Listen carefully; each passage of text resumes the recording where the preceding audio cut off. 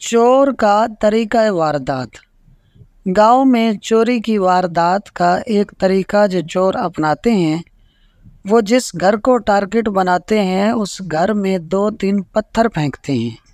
ऐसा वो चोरी करने से पहले 2-3 रातें करते हैं। अगर घर वालों की तरफ से कोई रिएक्शन हो, मसलन घर वालों में से कोई कहे कि बाहर कौन है, या लाइट ऑन हो जाए, या कोई चलता फिरता महसूस हो, तो चोर उस घर में चोरी का इरादा मुलतवी कर देते हैं। लेकिन इसके बरक्स उनके छोटे छोटे पत्थरों के जवाब में कोई रद्द अमल ना हो तो चोर पूरी तैयारी के साथ आते हैं और घर का सफाया करके चले जाते हैं।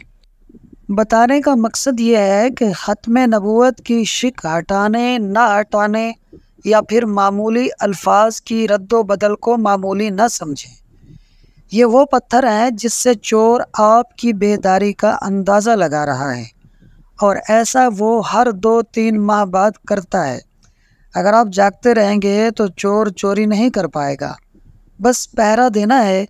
इसलिए ख़त्म नबूवत पर कोई मसलियत बर्दाश्त न की जाए।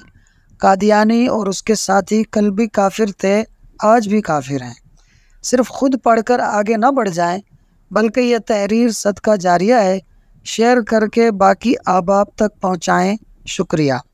इसमें आपका बमुश्किल एक लम्हा सर्फ होगा, लेकिन हो सकता है इस एक लम्हे की उठाई हुई तकलीफ़ से आपकी शेयर करदा तहरीर हज़ारों लोगों के लिए सबक आमूज़ साबित हो।